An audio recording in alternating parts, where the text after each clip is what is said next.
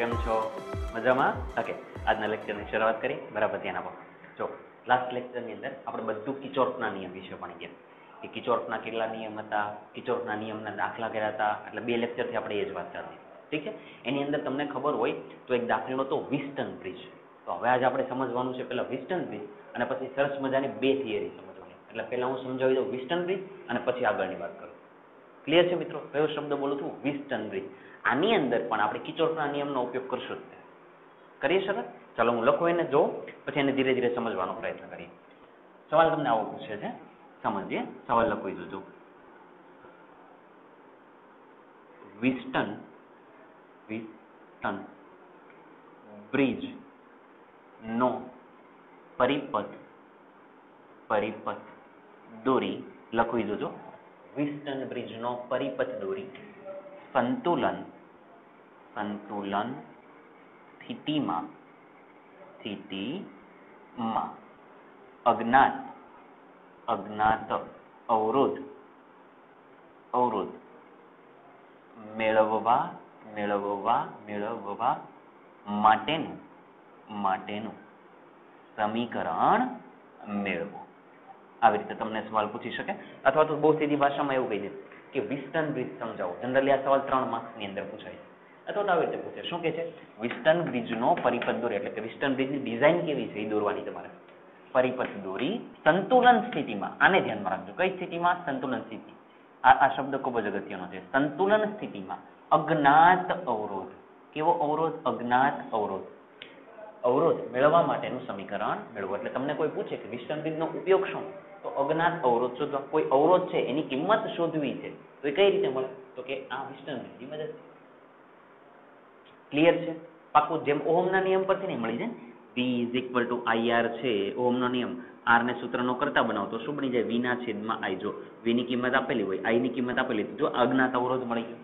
Exact એવી રીતે method ઈ નથી, પણ મેથડ અલગ છે. અલગ મેથડથી આપણે લાવશું. કોને શોધશું? તો કે અજ્ઞાત અવરોધ. કયો બ્રિજ? તો કે વિસ્ટન બ્રિજ. ક્લિયર? હવે વિસ્ટન બ્રિજની શરૂઆત કરો. બરાબર ધ્યાન રાખો. મિત્રો વિસ્ટન બ્રિજનો જનરલી પરિપથ છે ને આવી રીતે દોરે છે. પરિપથ દોરું.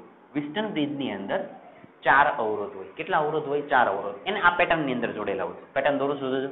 આમ જોવા જાવ તો પેટર્ન એટલે પતંગ દોરવાની છે આપણે. પતંગ જેવો એનો પરિપથ છે. ચાલો 4 અવરોધ દોરી દઉં છું. ચાલો એક અવરોધ અહીંયા જોડી દઉં. એક અવરોધ અહીંયા છે. એક અવરોધ અહીંયા છે. આ પતંગ જેવું જ લાગશે તમને, આખો પરિપથ દોરશે ને એટલે. ચાલો અહીંયા 2 અવરોધ છે. આ ત્રીજો અવરોધ છે. ચાલો અહીંયા ચોથો અવરોધ છે. ચાલો 4 અવરોધ દોરી દીધા. હવે આ 2 છેડા છે. આ 2 છેડા છે. એની વચ્ચે મિત્રો ગેલ્વેનોમીટર જોડેલું હોય. શું જોડેલું હોય? ગેલ્વેનોમીટર. એટલે અહીંયા ગેલ્વેનોમીટર જોડેલું. ઘણી વખત ગેલ્વેનોમીટરની જગ્યાએ અવરોધ પણ જોડેલો હોય છે. શું જોડેલું હોય છે? અવરોધ. આગળનો તમે જે પેલો દાખલો કર્યો છે એમાં સ્વાધ્યાયનો દાખલો હતો, એની અંદર જો વચ્ચે અવરોધ હતો. અને ઉદાહરણનો દાખલો હતો એમાં ગેલ્વેનોમીટર હતો. જરૂરી નથી ગેલ્વેનોમીટર જોડે. જરૂર હોય તો ગેલ્વેનોમીટર જોડે, જરૂર હોય તો અવરોધ જોડે. એટલે અહીંયા બેમાંથી કોઈ પણ જોડી શકે. અને એના બાકીના આ 2 છેડા વધે મિત્રો. આ 2 છેડા વધે તો એની વચ્ચે બેટરી જોડેલી હોય. એટલે અહીંયા બેટરી જોડી દો. આ 2 છેડા વચ્ચે આપણે બધું જ આનું નામકરણ કરવાનું છે અને આના વિશે લખવાનું છે. જે દેખાય છે જ લખવાનું. આની જગ્યાએ બેટરી જોડી દો. માની લો કે 20 વોલ્ટની બેટરી જોડું છું. કેટલા વોલ્ટની? 20 વોલ્ટની. અવરોધને નામ આપી દો. માની લો કે આ અવરોધ R1 છે, આ અવરોધ R2 છે, આ અવરોધ R3 છે અને આ અવરોધ R4 છે. ક્લિયર છે? અને વચ્ચે જે ગેલ્વેનોમીટર જોડે છે એનું નામ G છે. ગેલ્વેનોમીટર જોડેલું છે એને G મેં કહી દીધું છે. આખા પરિપથનું નામ આપી દો. માની લો કે અહીંયા નામ આપી દો A, અહીંયા નામ આપી દો B, અહીંયા નામ આપી દો C, અહીંયા નામ આપી દો D. એટલે મેં નામ આપ્યું. ક્લિયર છે? ચાલો બોર્ડ પરથી કોપી કરી નાખો. એકવાર ચેક કરી લો વ્યવસ્થિત દેખાય છે કે નહીં. ચાલો ક્લિયર દેખાય છે? ઓકે. હવે અહીંયા ધ્યાન આપો. જો મિત્રો આખો પરિપથ જોડી દીધો. હવે થોડુંક લખાણ લખીએ. એને શું કીધું? વિસ્ટન બ્રિજનો પરિપથ દોરી. આપણે પરિપથ દોરી દીધો. હવે લખાણ શું છે સમજો. તો કે તમને દેખાય છે કે સૌથી પહેલો મુદ્દો લખીએ કે આકૃતિમાં વિસ્ટન બ્રિજનો પરિપથ દર્શાવેલ છે. લખી દો. એવું જ લખી દો. ચાલો આકૃતિમાં વિસ્ટન બ્રિજનો પરિપથ દર્શાવેલ છે. ચાલો આટલું ક્લિયર થઈ ગયું. હવે થોડુંક સમજીએ. જોજો આ કયો છે અવરોધ R1, આ કયો છે અવરોધ R3. તો R1 અને R3 નું સામાન્ય બિંદુ જો B છે, અવરોધ R1 અને R3 નું સામાન્ય બિંદુ કયું છે તો કે B. હવે એવી રીતે નીચે જુઓ, અવરોધ R2 અને R4 નું સામાન્ય બિંદુ કયું છે તો કે D. તો સેન્ટેન્સ શું લખાય જોજો, અવરોધ R1 અને R3 ના સામાન્ય બિંદુ B અને અવરોધ R2 અને R4 ના સામાન્ય બિંદુ D સાથે ગેલ્વેનોમીટર G જોડવામાં આવેલ છે. જો આ બંનેનું કોમન બિંદુ B કહેવાય, આ બંનેનું કોમન બિંદુ D કહેવાય. તો એ B અને D વચ્ચે તમે કોને જોડ્યું છે? ગેલ્વેનોમીટર. લખી દો. પરિપથ પરથી અવરોધ R1 અને R3, અવરોધ R1 અને R3 નું સામાન્ય બિંદુ, ચાલો મને રાખો, નું સામાન્ય બિંદુ કયું છે? B છે. જ્યારે કોણ તો કે R2 અને R4 અવરોધ ચાલો લખાવો, R2 અને R4 નું સામાન્ય બિંદુ તમે આખું લખજો સામાન્ય બિંદુ તો કે D છે. જ્યાં કોની વચ્ચે તો કે B અને D વચ્ચે, જ્યાં B અને D વચ્ચે કોને જોડવામાં આવે છે? ગેલ્વેનોમીટર. તો લખી દો વચ્ચે ગેલ્વેનોમીટર G જોડવામાં આવેલ છે. ચાલો આ કામ પૂરું થઈ ગયું. બેટરીની વાત કરી દો. કઈ રીતે વાત કરે જોજો, બેટરીની વાત કરીએ મિત્રો. જો R1 અને R2 નું સામાન્ય બિંદુ છે ને એ છે, જો અહીંયાથી આ બધું દેખાય. R1 અને R2 નું સામાન્ય બિંદુ એ છે. 3 અને 4 નું સામાન્ય બિંદુ કયું છે તો કે C છે. અને જો A અને C વચ્ચે જ બેટરી જોડેલી છે. સમજાય છે? તો લખી નાખો. ચાલો ઉપરાંત ચાલો પાછા લખો. અવરોધ કયા તો કે R1 અને R2, અવરોધ R1 અને R2 ના સામાન્ય બિંદુ A અને અવરોધ R3 અને R4, અવરોધ R3 અને R4 ના સામાન્ય બિંદુ, એનું સામાન્ય બિંદુ કયું છે તો કે C સાથે કેટલા વોલ્ટની તો કે V વોલ્ટની, સાથે V વોલ્ટની બેટરી જોડવામાં આવેલ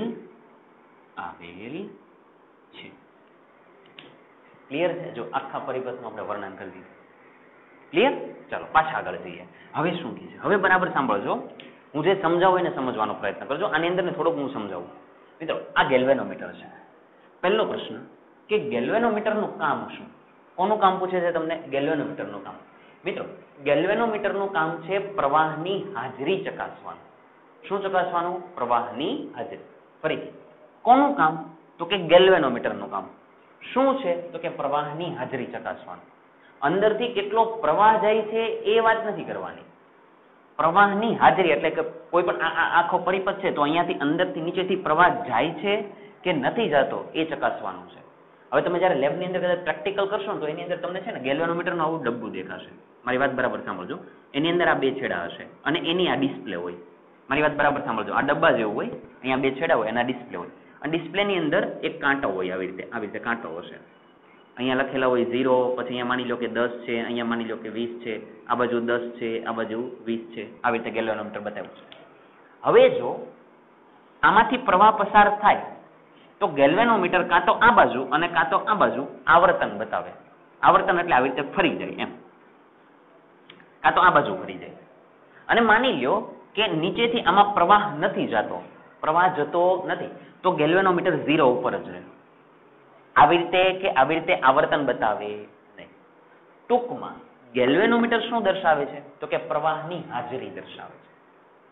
ક્લિયર છે? ગેલ્વેનોમીટર શું દર્શાવે? ફરીથી ગેલ્વેનોમીટર શું દર્શાવે તો કે પ્રવાહની હાજરી.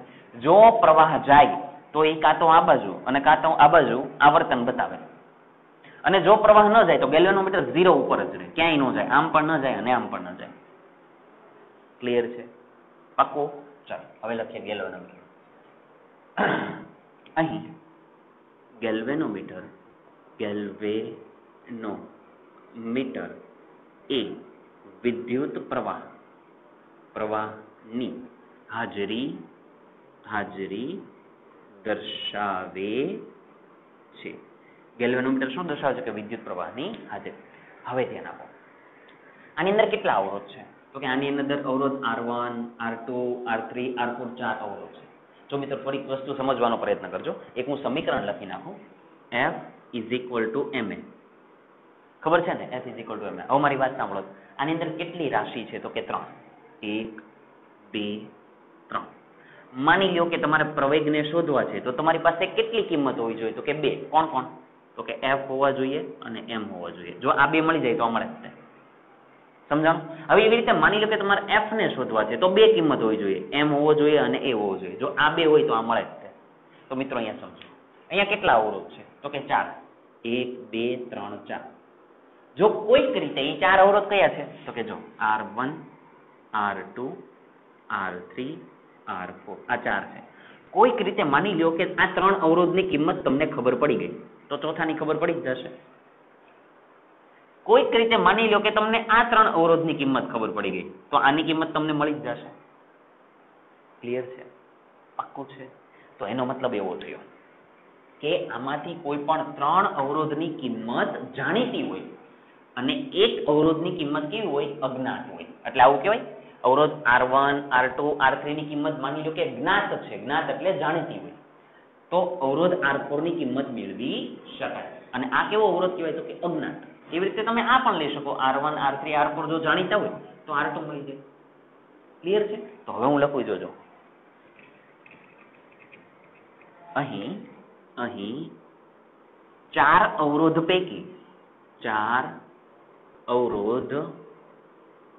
પૈકી લખવું જોજો, 4 અવરોધ પૈકી જો કોઈ પણ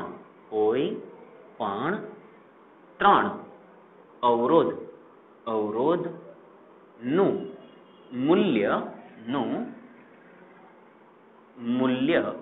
જ્ઞાત હોય તો 4 અવરોધમાંથી 1 2 3 4 માંથી કોઈ પણ 3 જાણીતા હોય, કાં તો આ જાણીતા 3 હોય કાં તો આ 3 જાણીતા હોય તો ચોથાની કિંમત ખબર પડે જ છે.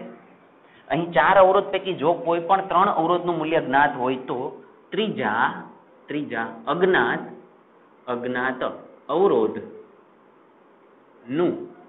મૂલ્ય નક્કી કરી શકાય છે.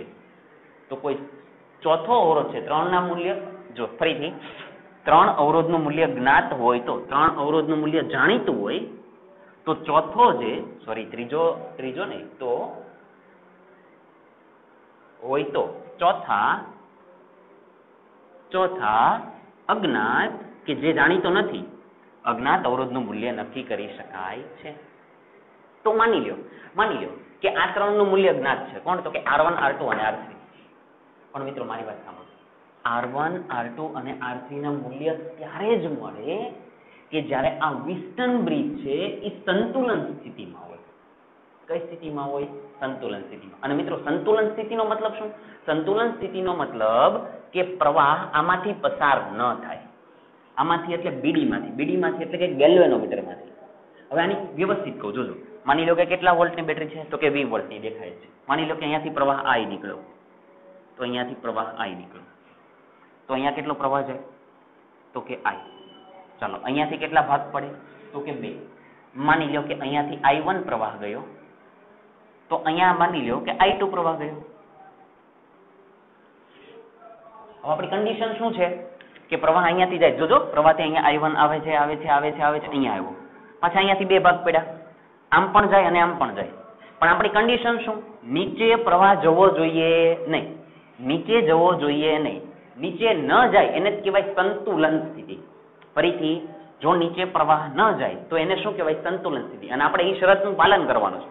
તો એનો મતલબ પ્રવાહ નીચેથી નથી જવાનો. તો અહીંયાથી I1 પ્રવાહ આવ્યો તો પ્રવાહ આમ જ જાય તો અહીંયા પણ કેટલો જાય? તો કે I1 જ જાય. હવે આની વાત કરો, જો I2 આવે છે આની પાસે બે રસ્તા છે, ઉપર પણ જઈ શકે ને આમ પણ જઈ શકે, પણ આપણી કન્ડિશન શું છે, આમાં તો પ્રવાહ મોકલવાનો જ નથી, તો ઉપર ન જાય, ખાલી આમ જ જાય, તો જે પ્રવાહ છે એમ જ આમ નામ જતો રહે. તો અહીંયા કયો આવે, તો કે I2 આવે. તો જો અહીંયાથી I2 આવ્યા, અહીંયાથી I1 આવ્યા, તો ભેગા થઈને શું બની ગયા, I. તો ભેગા થઈને શું બની ગયા, I. જો બેટરીમાંથી જેટલો પ્રવાહ કાઢ્યો તો ફરીને એટલો થઈ ગયો.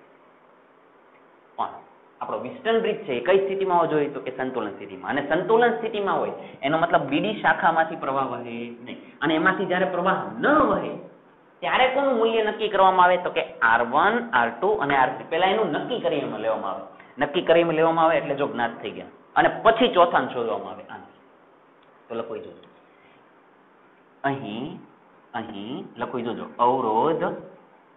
અવરોધ R1, R2 અને R3 નું મૂલ્ય ક્યારે નક્કી કરવામાં આવે, કે જ્યારે વિસ્ટન બ્રિજ કઈ સ્થિતિમાં હોય, તો કે સંતુલન સ્થિતિમાં હોય. નું મૂલ્ય જ્યારે વિસ્ટન બ્રિજ સંતુલન સ્થિતિમાં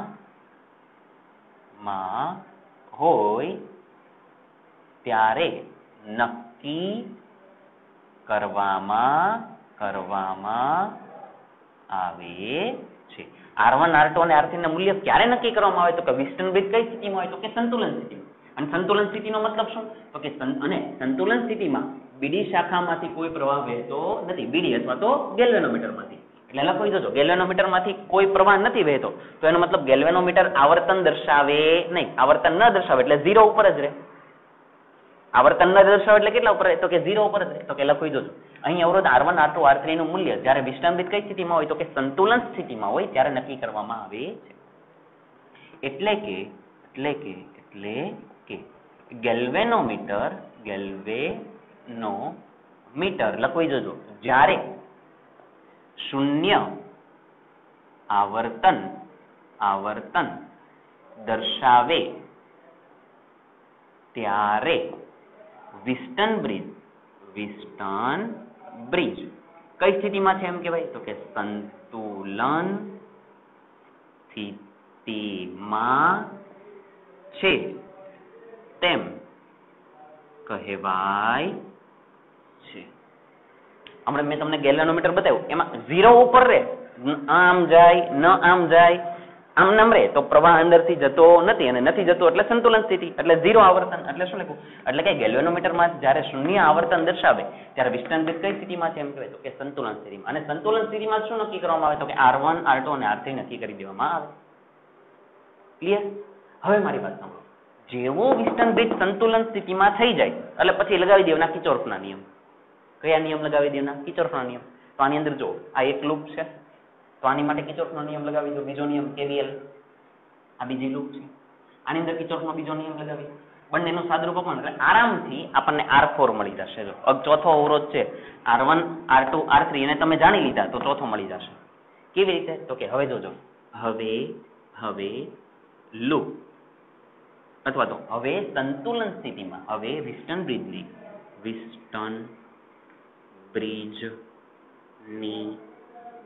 સંતુલન સ્થિતિમાં સંતુલન સ્થિતિની અંદર કયો નિયમ લગાડવાનો, તો કે કિર્ચોફનો નિયમ. કોની માટે લગાવી દો, તો કે આની માટે લગાવી દો, ABDA. ચાલો લખીએ, સ્થિતિમાં લૂપ ABDA માં KVL પરથી કરી દો શરૂઆત. ચાલો કરો શરૂઆત. ચાલો અહીંયાથી ફરી મારે આમ આવવું છે, તો અહીંયાથી આમ જાઓ. તો જો તમે આમ જાઓ છો, પ્રવાહ આમ જાય છે, બંને એક જ દિશામાં, નિશાની માઇનસ એટલે અહીંયા કરો માઇનસ. કયો પ્રવાહ જાય છે? I1. કયો અવરોધ છે? R1. તો અહીંયા લખી નાખો I1 R1. ચાલો ફરી તમે નીચે આવો. મિત્રો અહીંયા તો કાંઈ છે જ નહીં, કેમ કે આમાંથી પ્રવાહ જ નથી જતો. જો એટલે આની કોઈ વાત આવે નહીં. હવે અહીંયાથી પાછા આમ જાઓ છો, તો હવે સમજો, પ્રવાહ આમ આવે છે, આપણે આમ જઈએ છે, બંને વિરુદ્ધ દિશામાં, નિશાની પ્લસ, તો કે પ્લસ. પ્રવાહ કયો? I2. અવરોધ કયો? R2. તો લખી નાખો I2 R2 = 0. કેમ કે જો ફરી ફરીને આપણે અહીંયા આવી ગયા, જ્યાંથી શરૂઆત કરો ત્યાં જ ફરીને આવી જાવ એટલે ઇઝ ઇક્વલ ટુ 0. ચલો મિત્રો આ પદ માઇનસ, આ પદ જાય તો પ્લસ, તો શું લખાય? I2 R2 is equal two I1 R1 અને આપી દો સમીકરણ નંબર 1. ક્લિયર? પાક્કું ને? ચાલો કોપી કરો, આપણે આગળ જઈએ. મિત્રો આ ભાગ સાફ કરી નાખો, આટલો ભાગ આકૃતિ ભલે રહી. ચાલો જોજો, હવે ધ્યાન આપજો.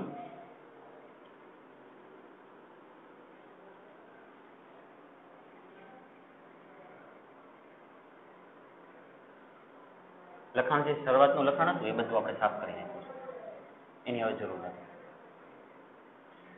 ચાલો ઓકે, હવે આટલામાં આવી જશે. ઓકે જુઓ, આપણે આ સમીકરણ બની ગયું. એક લૂપ આ લીધી, જો A B D A, બીજી લૂપ લઈ લીધો B C D B લખી દો. હવે લૂપ કઈ લઈએ? તો કે B C D B માં KVL પરથી, KVL એટલે કિર્ચોફના વોલ્ટેજના નિયમ પરથી, અથવા તો કિર્ચોફના બીજા નિયમ પરથી. ચાલો જાઓ આ બાજુ. જો આપણે BC એટલે આપણે આમ જઈએ છીએ, પ્રવાહ પણ આમ જાય છે, બંને એક જ દિશામાં, નિશાની માઇનસ. કયો પ્રવાહ જાય છે? તો કે I1. અવરોધ કયો છે? તો કે R3. ચાલો પતી ગયું. ચાલો ફરીને તમે આમ આવો છો, જો પ્રવાહ આમ આવે છે, આપણે આમ જઈએ છીએ, બંને વિરુદ્ધ દિશામાં, નિશાની પ્લસ, I2 I4 R4. પાછા અહીંયા આવ્યા, હવે ફરીને આમ જાઉં છો, પણ મિત્રો જો અહીંયા તો કઈ પ્રવાહ જ નથી જતો. આપણે પહેલા ધારી લીધું કે આમાંથી પ્રવાહ જતો નથી જતો, તેની વાત પૂરી. તો ફરીને તમે અહીંયા આવો તો ઇઝ ઇક્વલ ટુ 0. આ પદ માઇનસ, આ બાજુ હોય તો પ્લસ, તો શું લખાય? I2 R4 is equal two I1 R3 અને આપી દો સમીકરણ નંબર 2. ચાલો જો અહીંયા છે સમીકરણ નંબર 1, અહીંયા છે સમીકરણ નંબર 2. તો એક કામ કરીએ, 1/2 કરી નાખો. 1/2 તો જો 1/2 કરતા, ચાલો કરી નાખો. 1 એટલે કોણ છે? I2 R2, અહીંયા લખી નાખો I2 R2. ચાલો ઇઝ ઇક્વલ ટુ કોણ છે?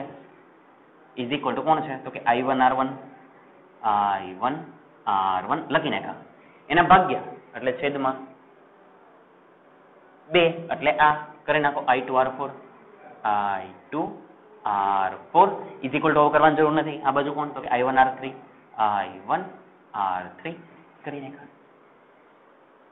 કરી નાખો કેન્સલ. ચાલો કેન્સલ કરો. I2 કેન્સલ, આ બાજુથી I1 કેન્સલ. તો પદ કયા વધ્યા? ખાલી જુઓ R2/R4 ઇઝ ઇક્વલ ટુ આ બાજુ કોણ વધ્યા? તો કે R1/R3. આવું સમજાવું છું, સમજ પડે છે? R2 આ બાજુ R2 R4, આ બાજુ R1 R3. ક્લિયર છે? પાક્કું? તો હવે જુઓ ખાલી મિત્રો, માની લો કે હું આને આમ ચેન્જ કરી નાખું, આવી રીતે આમ ફરે ને, આને આ બાજુ જવા દો, આને આ બાજુ લઈ લો, તો શું લખાય? તો કે જોજો આ R1 છે, એક કામ કરો, એને ચેન્જ નથી કરતો મિત્રો, આને ચેન્જ કરી નાખો. આને અહીંયા લઈ લઉં છું, આને અહીંયા લઈ લઉં છું. તો જો R3 ઉપર જતા રહ્યા તો અહીંયા શું બને? R3 R4 is equal two આને અહીંયા, આને અહીંયા, એટલે અહીંયા R1 અહીંયા R2. જો આવો આ લખો તોય ચાલે, આ તો મેં થોડુંક હમણાં મારે સમજાવવું છે એટલે મેં કરેલું છે. ચાલો ઠીક છે, આ લખો તો પણ ચાલે, આ પણ ચાલે.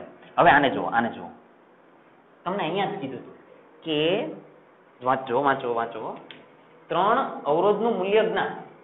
R1 R2 R3 નું મૂલ્ય જ્યારે વિસ્તંભિત સંતુલન સ્થિતિમાં હોય ત્યારે નક્કી કરવામાં આવે છે. એનો મતલબ કે R1 R2 અને R3 આની કિંમત તો ખબર છે, તો R4 મળે જ છે.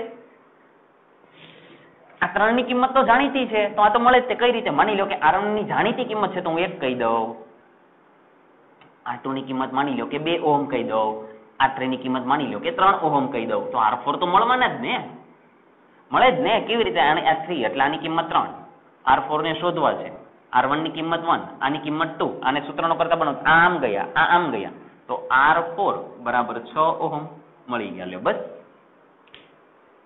એનો મતલબ કે ચોથો જે અજ્ઞાત અવરોધ છે એની કિંમત તમે શોધી શકો. કયા સમીકરણ પરથી? આ.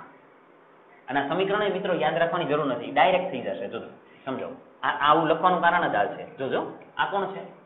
R1, તો R1. આ કોણ છે? R2, તો R2. આના છેદમાં આ બરાબર આના છેદમાં આ. જો આના છેદમાં આ એટલે કે આના છેદમાં આ બરાબર આના છેદમાં આ આવું સમજો. તો એટલે છે ને આને થોડું વ્યવસ્થિત લખી દઉં તો આવું લખાય R1 by R2 is equal to R3 by R4. તો આ શું કહેતા હતા? અજ્ઞાત અવરોધ શોધવા માટેનું સમીકરણ આવી ગયું. કેમ કે આમાંથી તમે કોને સૂત્રનો કરતા બનાવો? R4 ને. તો બધી કિંમત છે જ તે તો R4 મળી જાય. જે અજ્ઞાત અવરોધ મેળવવા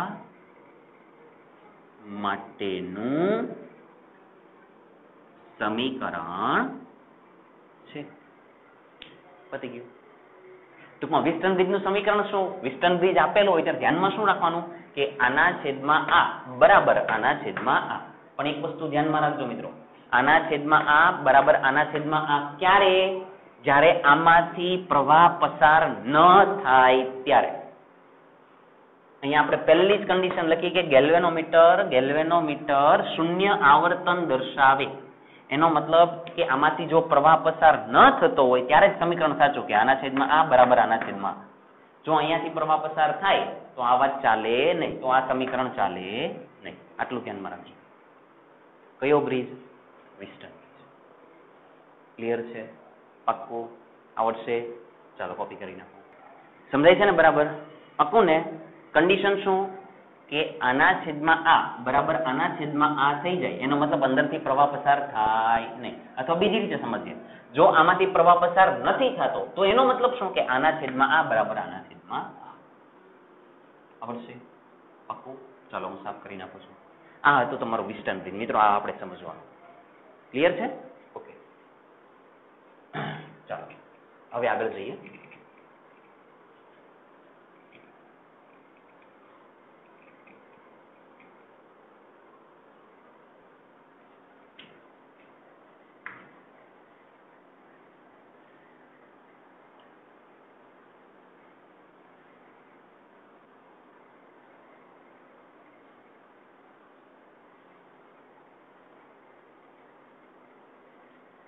ક્લિયર છે? ચાલો હવે મિત્રો બરાબર ધ્યાન આપો. હવે આપણે આખો એક અલગ કન્સેપ્ટ ભણ્યા. તમે અવરોધનું શ્રેણી જોડાણ અને અવરોધનું સમાંતર જોડાણ ભણી ગયા. અવરોધનું શ્રેણી જોડાણ આવું ભણી ગયા, શ્રેણીમાં જોડ્યા હતા. એક વખત તમે અવરોધને સમાંતરમાં જોડ્યા હતા, આવી કંઈક મેથડ ભણી ગયા હતા. આ કોનું હતું? અવરોધનું શ્રેણી જોડાણ, અવરોધનું સમાંતર જોડાણ. હવે મિત્રો આપણે ભણવું છે બેટરીનું શ્રેણી જોડાણ, બેટરીનું સમાંતર જોડાણ. ફરીથી બેટરીનું શ્રેણી જોડાણ, બેટરીનું સમાંતર જોડાણ. જ્યાં તમે અવરોધ જોડ્યા હતા એની જગ્યાએ આપણે હવે જોડશું બેટરી. માની લો કે આ પ્લસ છેડો તો કે આ માઇનસ છેડો, તો પાછો અહીંયા માની લો કે પ્લસ છેડો તો અહીંયા માઇનસ છેડો, આવી રીતે. તો બેટરી કઈ સ્થિતિમાં થઈ ગઈ? શ્રેણી જોડાણમાં. તો માની લો કે આનું EMF E1 કહી દઉં, આનું EMF E2 કહી દઉં, તો આ બંનેનું સમતુલ્ય EMF શું કહેવાય? E equivalent. જ્યારે અહીંયા અવરોધ હોય ત્યારે આપણે શું કહેતા હતા? આ અવરોધને R1 કીધો, આ અવરોધને R2 કીધો, તો આના સમતુલ્ય એટલે R ઇક્વિવેલન્ટ. તો સવાલ શું લખ્યો હતો કે અવરોધનું શ્રેણી જોડાણ સમજાવી સમતુલ્ય અવરોધનું સમીકરણ મેળવો. તો અહીંયા શું?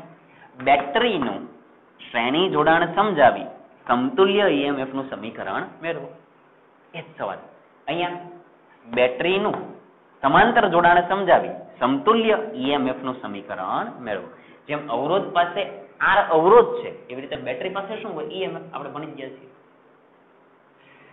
ક્લિયર છે? ચાલો, કોનું શ્રેણી અને સમાંતર જોડાણ? બેટરીનું. મિત્રો આ તો બેટરી લખે, આપણે પહેલા પણ વાત થઈ ગઈ, સેલ લખે કે વિદ્યુત કોષ લખે, બધાનો મતલબ એક જ છે. આ બધા એક જ છે. ક્લિયર? ચાલો શરૂઆત કરીએ. હવે સવાલ લખો એને જો એક સાથે બે સવાલ, એક સરખા અને આરામથી આવડે એવા. ચાલો લખીએ. લખો જોજો. ચાલો કોનું? તો કે બેટરીનું અથવા તો વિદ્યુત કોષનું. અહીંયા લખો વિદ્યુત કોષ, વિદ્યુત કોષ અથવા તો કૌંસમાં લખી દો બેટરી નું શ્રેણી જોડાણ સમજાવી. ચાલો વાંચો ફરીથી. વિદ્યુત કોષનું શ્રેણી જોડાણ સમજાવી. કયું EMF? તો કે સમતુલ્ય EMF. સમજાવી સમતુલ્ય EMF નું સમીકરણ મેળવો. સમતુલ્ય EMF નું સમીકરણ મેળવો. આ તો તમને ખબર જ છે. હવે એક નાનો અમથો ભાગ અંદર એડ કરો. ઉપરાંત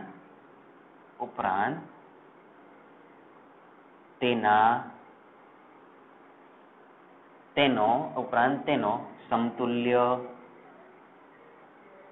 આંતરિક અવરોધ મેળવો. ચાલો આ એક થોડીક નવી વાત છે. જો કે નવી વાત નથી, તમને ધીરે ધીરે સમજાઈ જશે. ઉપરાંત શું કીધું? તેનો સમતુલ્ય આંતરિક અવરોધ મેળવો. સમતુલ્ય આંતરિક અવરોધ. આંતરિક અવરોધને દર્શાવતા હતા R વડે. તો સમતુલ્ય આંતરિક અવરોધ એટલે R ઇક્વિવેલન્ટ.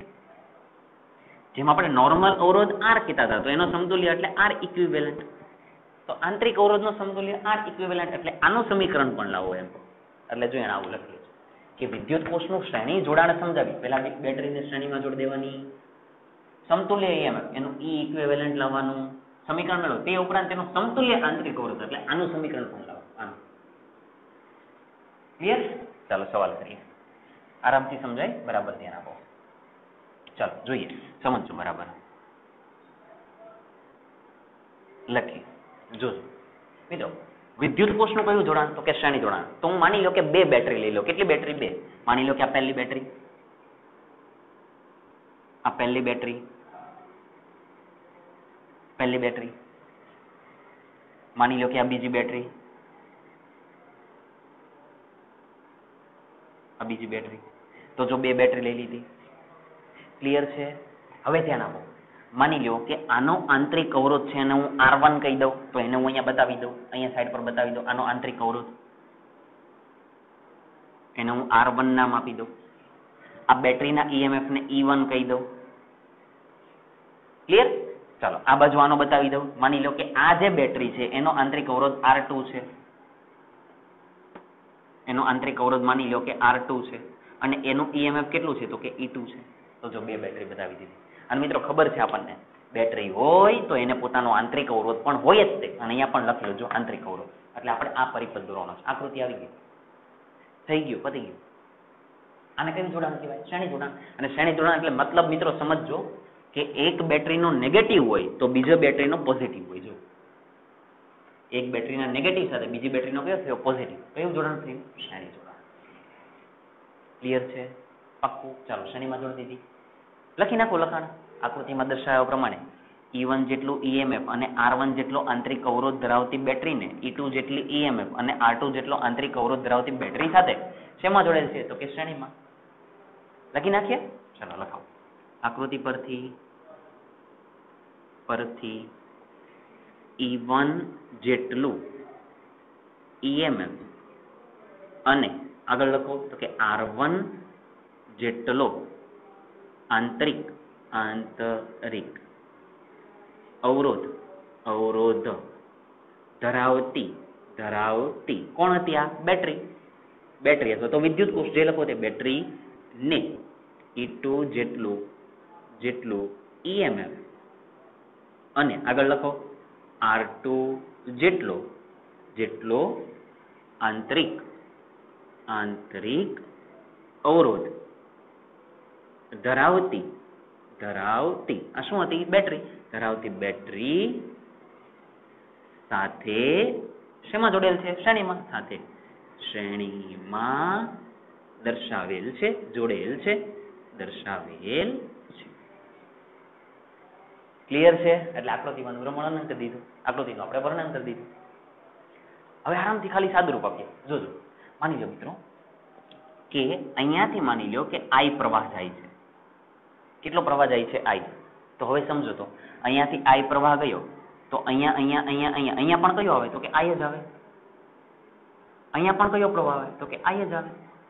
કેમ કે આ બધા તો શેમાં છે? તો કે શ્રેણીમાં છે. ક્લિયર?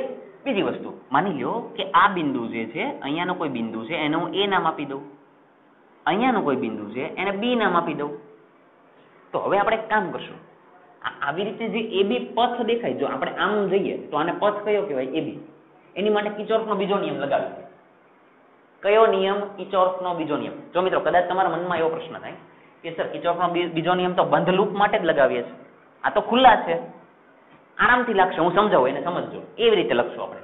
એટલે આપણે આ પથ લઈ લઈએ એ બી પથ માટે. અને કયો નિયમ વાપરશું તો કે કિર્ચોફનો બીજો નિયમ. તો હવે લખી જોજો. હવે પેલા લખી જો પથ એ બી માટે KVL પરથી, KVL એટલે કોની પરથી? કિર્ચોફના બીજા નિયમ પરથી. ચાલો લગાવો. કઈ રીતે લાગે હવે જોજો. ખુલ્લા પરિપથ માટે કઈ રીતે લગાવવાનું એ જોજો. આપણે અત્યાર સુધી બંધ પરિપથ માટે જોતા હતા, ખુલ્લામાં કઈ રીતે લાગે તો સાંભળો. ખુલ્લો પરિપથ હોય મિત્રો ત્યારે જે બિંદુ આપેલું હોય ત્યાંથી શરૂઆત કરવાની. એટલે આ બિંદુનું વિદ્યુતસ્થિતિમાન માની લ્યો કે A છે, મીન્સ કે આનું વિદ્યુતસ્થિતિમાન V છે. એટલે આ બિંદુ પાસેનું વિદ્યુતસ્થિતિમાન કેટલું કહેવાય તો કે VA એમ. આ બિંદુ પાસેનું વિદ્યુતસ્થિતિમાન કેટલું તો કે VA. તો આ બિંદુ પાસેનું વિદ્યુતસ્થિતિમાન કેટલું આપણે માની લીધું કે VB છે. બસ કરી દો શરૂઆત. અહીંયાથી શરૂઆત કરો તો આનું વિદ્યુતસ્થિતિમાન કેટલું VA. તો અહીંયા લખો પહેલા VA. હવે ધ્યાન આપજો, શાંતિથી સમજી લો. ચાલો VA.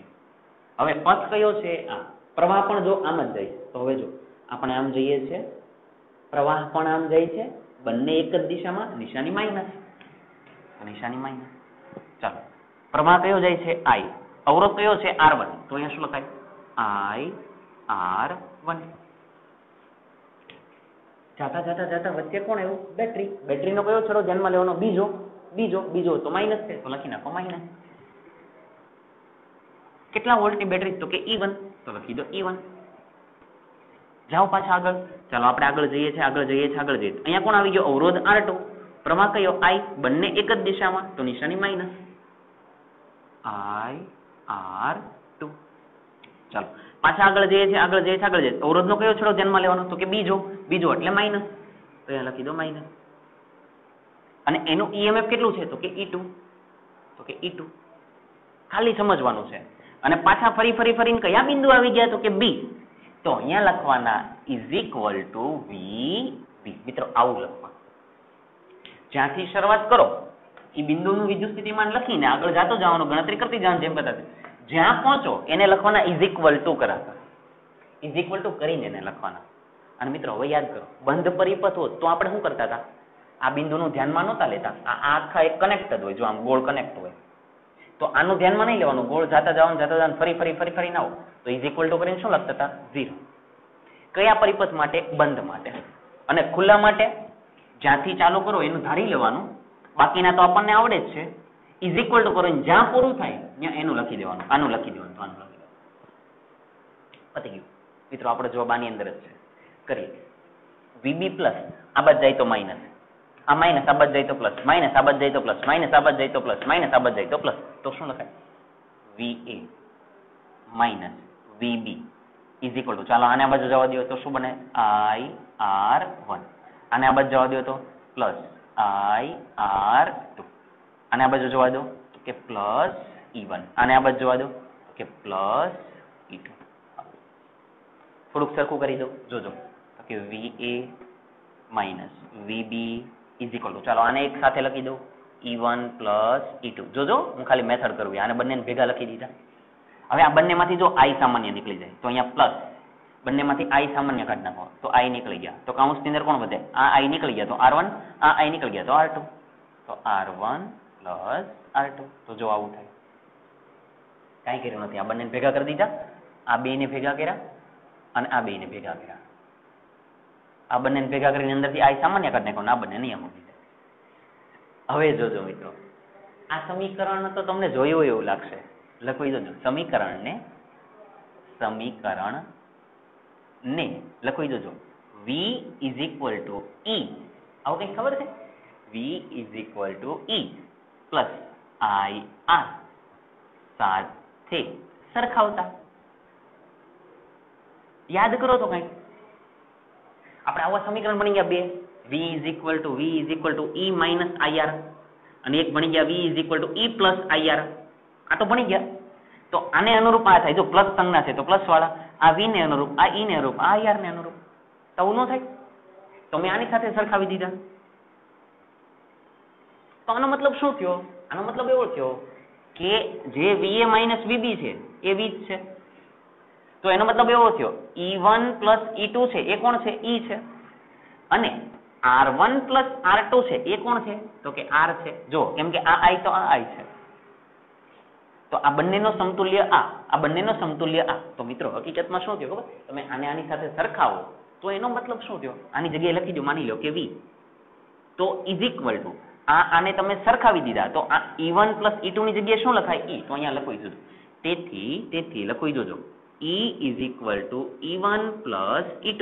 તમે સરખાવ્યા તો આના બરાબર આ બંનેને સરખાવ્યા તો R1 બરાબર R2, એના બરાબર કોણ થયા? R. તો કે R is equal two R1 plus R2. અને આને સરખાવી તો લખી નાખો, પણ એની આપણે જરૂર નથી એટલે નથી લખતો. તો આવું થયું. તો મિત્રો થઈ ગયું. આ બંને શેમાં હતા? શ્રેણીમાં. તો સમતુલ્ય EMF E બરાબર શું લખાય? તો કે E1 પ્લસ E2. એટલે જ્યાં E છે એને તમે મિત્રો શું કહેવાય? E equivalent. તો જ્યાં R છે એને શું કહેવાય? R equivalent. મિત્રો આ તો અવરોધ જેવું જ થયું કે બે અવરોધ શ્રેણીમાં હોય તો સમતુલ્ય શું થતું? તો R1 પ્લસ R2. તો એ રીતે બેટરીમાં એવું થયું. જો બે બેટરી શ્રેણીમાં જોડેલી હોય, તમને એમ કે સમતુલ્ય EMF શોધો. આ બે રીતે માની લો કે આ 5 વોલ્ટની બેટરી, મારો જવાબ આપજો, આ 5 વોલ્ટની બેટરી અને આ 2 વોલ્ટની બેટરી. તમને એમ પૂછે આનું સમતુલ્ય EMF કેટલું? તો આપણે જવાબ શું? બંનેનો સરવાળો. આ પ્લસ આ એટલે 5 ને 2 7. એનો મતલબ બંને બેટરીને કાઢી નાખવાની અને 7 વોલ્ટની મૂકવાની. તો એનો મતલબ બંને નીકળી ગયા અને 7 વોલ્ટની બેટરી મૂકી દો. આ બંનેને કાઢી નાખો. આવું કેવું? જેમ તમે બે અવરોધને કાઢીને એક અવરોધ મૂકતા હતા એ રીતે બે બેટરીને કાઢી નાખો ને એક બેટરી મૂકી દો. ક્લિયર છે? પતી ગયું. અને બીજી વસ્તુ હજી જોજો, આ શું મળી ગયું? સમતુલ્ય EMF. અને આ શું મળી ગયો? સમતુલ્ય આંતરિક અવરોધ. કે આંતરિક અવરોધનો પણ સરવાળો થાય. માની લો કે આની કિંમત 3 કહી દો, આની કિંમત 2 કહી દો, તો બંને જો શ્રેણીમાં છે તો 3 ને 2 5. એટલે સમતુલ્ય આંતરિક અવરોધ કેટલો? 5. આખો જવાબ પતી ગયો. શું લખ્યું હતું? જો વિદ્યુત કોષનું શ્રેણી જોડાણ સમજાવો. આ પહેલા થોડીક આપણે વાત કરી દીધી. તેનું સમતુલ્ય EMF અહીંયા રહ્યું E equivalent E1 plus E2 સમતુલ્ય EMF. અને તેનો સમતુલ્ય આંતરિક અવરોધ અહીંયા રહ્યો R equivalent R1 plus R2. Clear? તો હવે ખાલી લખી દો, જ્યાં E is equal to E equivalent is equal to બેટરીનું સમતુલ્ય EMF અને R is equal to R equivalent is equal to બેટરીનો સમતુલ્ય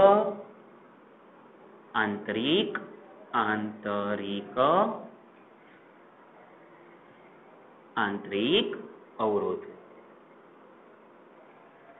આવી ગયું. પૂરો થઈ ગયો સવાલ. આવડશે? પાક્કું? માની લ્યો કે તમને ઘણી બધી બેટરી આપેલી હોય. આ પહેલી બેટરી, આ બીજી બેટરી, આ ત્રીજી બેટરી, આ ચોથી બેટરી, બધી કયા જોડાણમાં? તો કે શ્રેણીમાં. આને કહી દઉં E1, આને કહી દઉં E2, આને કહી દઉં E3, આને કહી દઉં E4. તમને એમ કે આનું સમતુલ્ય શોધો તો શું કરવાનું? સમતુલ્ય એટલે E equivalent is equal two E1 plus E2 plus E3 plus E4. પતી. હા જો ક્લિયર છે? પાક્કું? આવડશે ને? ઓકે. હવે મિત્રો એક વાત કહી દો, આની અંદર જોઈ લેજો, બરાબર જોજો. માની લ્યો કે તમને બધાની કિંમત આપેલી, આની કિંમત આપેલી છે 1 વોલ્ટ, આની કિંમત આપેલી છે 2 વોલ્ટ, આની કિંમત આપેલી છે 3 વોલ્ટ અને આની કિંમત આપેલી છે 4 વોલ્ટ આપેલી છે. આની કિંમત 1 વોલ્ટ, આની કિંમત 2 વોલ્ટ, આની કિંમત 3 વોલ્ટ ને આની કિંમત 4 વોલ્ટ. પણ એને આવું કરેલું છે, આવી રીતે જોડેલા છે. જોજો, કાંઈ અજીબ નથી લાગતું? -Ra plus, -Ra plus, -Ra minus. અને તમને આવો પરિપથ આપે અને તમને એમ કે આનું સમતુલ્ય શોધો તો આપણને શું થાય કે E ઇક્વિવેલન્ટ બરાબર સૂત્ર શું થાય? તો કે E1 plus E2 plus E3 plus E4. આપણે આવું લખીએ? આવું નહીં લખવાનું મિત્રો, આમાં થોડીક ભૂલ છે. આપણે લખવું પડે અહીંયા માઇનસ. કેમ? તો કે જો બધી પ્લસ માઇનસ છે અને એક છે એ આની કરતા ઉલટી છે. તો ઉલટી છે તો અહીંયા પ્લસ ની જગ્યાએ શું કરી દેવાનું? માઇનસ. હવે જવાબ લાવો. E1 ની કિંમત કેટલી? તો કે 1. E2 ની કિંમત તો કે 2. E3 ની કિંમત તો કે 3. -4 એટલે 3 ને 2 5 ને 1 6 -4 એટલે જવાબ આવે 2 વોલ્ટ. E equivalent. એનો મતલબ આ 4 ને કાઢી નાખવાની અને એની જગ્યાએ કેટલા વોલ્ટની જોડી દેવાની? 2 વોલ્ટની. પતી ગયું.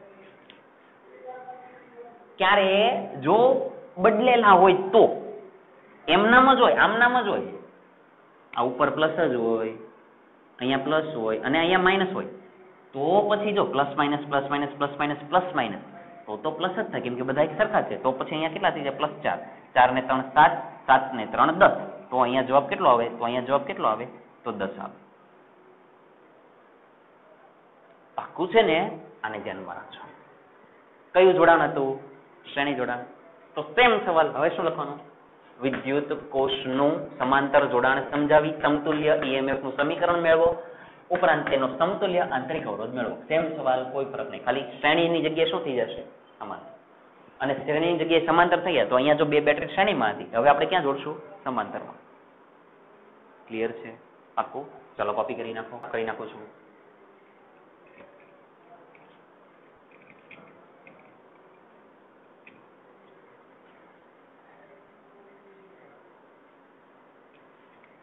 ચાલો સવાલ એમ નામ રહેવા દઉં છું.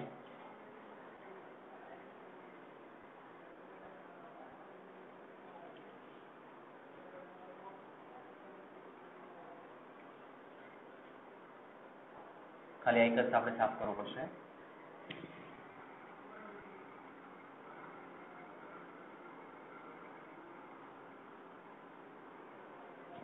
વાંચો શું કહે છે? બેટરીનું સમાંતર જોડાણ સમજાવી સમતુલ્ય EMF નું સમીકરણ મેળવો ઉપરાંત તેનું સમતુલ્ય આંતરિક અવરોધ મેળવો. ક્લિયર? ચાલો જોડીએ. કેટલી બેટરી લઈ લો? માની લો કે 2 બેટરી લઈ લો. શેમાં જોડી લઉં? તો માની લો કે સમાંતરમાં જોડી લઉં. તો જો પરિપથ દોરો બરાબર ધ્યાન આપો. માની લો કે 2 બેટરી લઈ લઉં છું. જોજો પહેલી બેટરી, આ પહેલી બેટરી, આ માની લો કે પહેલી બેટરીનો આંતરિક અવરોધ તો એને R નામ આપી દઉં R1. પહેલી બેટરી છે તો એને કહી દઉં E1. ક્લિયર? અહીંયાથી માની લો કે એની સાથે સમાંતરમાં બીજી બેટરી જોડી દઉં છું. ચાલો અહીંયા બીજી બેટરી જોડી દીધી. અહીંયા બીજો એનો આંતરિક અવરોધ જોડી દીધો મીન્સ કે તો એની અંદર જ હોય એટલે E1. તો અહીંયા લખી દઉં E2, અહીંયા લખી દો R2. આંતરિક અવરોધ છે. આ બંનેને કમ્બાઈન કરી દીધા અને આ બંનેનો એક છેડો માની લો કે આમ આગળ જાય છે, આ તરફ જાય છે અને આ બંનેનો એક છેડો આગળ તરફ જાય છે. થઈ ગયું. કયું જોડાણ? સમાંતર જોડાણ. આવડશે? ખાલી આ સમજવાનું છે. ક્લિયર? ઓકે ચાલો આટલું પતી ગયું. પછી બસ કાંઈ નથી કરવાનું. હવે ખાલી આપણે નિયમ લગાડી દઈશું. આ બિંદુને માની લો કે A નામ આપી દઉં, આ બિંદુને માની લો કે B નામ આપી દઉં. હવે ખાલી આપણે સાદરૂપ આપશું. આપીએ? ઓકે. માની લો કે મિત્રો અહીંયાથી I પ્રવાહ જાય છે. કેટલો પ્રવાહ જાય છે? I. તો જો અહીંયા I આવે તો અહીંયાથી કેટલા ભાગમાં વહેંચાઈ જાય? 2. તો માની લો કે અહીંયા પ્રવાહ ગયો I1 અને અહીંયા પ્રવાહ ગયો I2. આપણે ઉધારી લીધું. તો જો અહીંયાથી ઉપરથી ગયો I1 તો એનો મતલબ અહીંયા બધે I1 પ્રવાહ જશે. તો ફરીને અહીંયા કેટલો આવશે? તો કે I1. ચાલો નીચે જુઓ I2 તો અહીંયા આવશે I2. તો અહીંયા પણ કયો આવશે? તો કે I2. તો મિત્રો પાછા બંને ભેગા થઈને અહીંયા કેટલો આવી થઈ જાય? તો કે I. આવું કહેવા માંગુ છું. ક્લિયર છે? પાક્કું ને? કયું જોડાણ? સમાંતર જોડાણ. કોનું? તો કે બેટરી. લખીએ? ચાલો લખાણ લખાવો. શું લખવાનું? પહેલો મુદ્દો કયો? તો કે E1 જેટલું EMF અને R1 જેટલો આંતરિક અવરોધ ધરાવતી બેટરીને E2 જેટલું EMF અને R2 જેટલો આંતરિક અવરોધ ધરાવતી બેટરી સાથે શેમાં જોડેલ છે? સમાંતરમાં. લખી નાખો. પરિપથમાં દર્શાવ્યા પ્રમાણે. ચાલો લખાવો ઝડપથી. E1 જેટલું EMF અને ચાલો બોલો જલ્દી R1 જેટલો આંતરિક અવરોધ R1 જેટલો આંતરિક અવરોધ ધરાવતી બેટરીને ચાલો જાવ આગળ. બેટરીને E2 જેટલું EMF અને ચાલો જાવ આગળ તો કે R2 જેટલો આંતરિક અવરોધ E2 જેટલું EMF અને R2 જેટલો આંતરિક અવરોધ ધરાવતી બેટરી સાથે શેમાં જોડેલ છે? સમાંતર અવરોધ ધરાવતી. વાક્ય રચના જોઈ લેજો. આકૃતિમાં દર્શાવવામાં E1 જેટલું EMF અને R1 જેટલો આંતરિક અવરોધ ધરાવતી બેટરીને E2 જેટલું EMF અને R2 જેટલો આંતરિક અવરોધ ધરાવતી બેટરી સાથે સમાંતરમાં જોડેલા અથવા તો દર્શાવેલા છે. આવી ગયું લખાણ. અને લખાણ ઉપરથી આપણને એક સમીકરણ મળે. જો તમે અહીંયાથી I પ્રવાહ કાઢ્યો હતો તો એ કેટલા ભાગમાં વેચાઈ ગયો? 2, I1 અને I2. તો I = I1 + I2 ઉપરાંત શું લખાય? તો કે I = I1 + I2. આવું પણ થાય. અને આપી દો સમીકરણ નંબર 1. ક્લિયર છે? આવું શું? ચાલો બોર્ડ પરથી ઝડપથી કોપી કરી નાખો. ચાલો એકદમ ક્લિયર દેખાય છે. હવે ધ્યાન આપો. I બરાબર કોણ મળી ગયા? તો કે I બરાબર I1 + I2. હવે ખાલી સાદુરૂપ આપીએ. મિત્રો શાંતિથી સમજો. અહીંયા કયો બિંદુ આપ્યું? A. અહીંયા કયો બિંદુ આપ્યું? B. તો એક વખત તમે આ પથ લઈ લો, ઉપરવાળો પથ લઈ લો, અને એક વખત નીચેવાળો પથ લઈ લો આવી રીતે. અને કયો નિયમ લગાવી દો? તો કે કિર્ચોફનો નિયમ. એક વખત આ પથ લઈ લો, ખુલ્લો પથ કે B, પછી અહીંયા E1 વાળો E1 જ રહેવા દો, તો કે B E1A. B E1A પથ માટે કિર્ચોફનો નિયમ લગાવી દો. સેમ એવી જ રીતે B E2, અહીંયા E2 વાળા E2A પરિપથ માટે કિર્ચોફનો નિયમ લગાવી દો અને પછી સાદુરૂપ આપી દઈએ. સમજાશે? જુઓ કરો. એ સમજો આકૃતિ પરથી કયો પથ લઈએ છો? તો કે પથ શાંતિથી સમજો. ખાલી સાદુરૂપ આપીએ છીએ. આકૃતિ પરથી પથ B E1A માં કોની પરથી? તો કે KVL પરથી. KVL પરથી એટલે કિર્ચોફના બીજા નિયમ પરથી લગાવી દો. ખુલ્લો પરિપથ અહીંયાથી શરૂઆત કરીએ એટલે VB. અહીંયા લખી દીધા VB. ચાલો જાઓ. અહીંયાથી આમ જાઓ છો. હવે જોજો, ધ્યાન આપજો. આપણે અહીંયાથી આમ ગયા, ઉપર ગયા, હવે આમ આવ્યા. તો બેટરીનો કયો છેડો ધ્યાનમાં લેવાનો? બીજો એટલે માઇનસ. એટલે અહીંયા લખો માઇનસ. કેટલા વોલ્ટની? તો કે E1. એટલે અહીં લખી નાખો E1. ચાલો આનું કામ પૂરું. બેટરીનું કામ પૂરું. પાછા તમે આગળ જાઓ છો તો જો અવરોધ આવ્યો.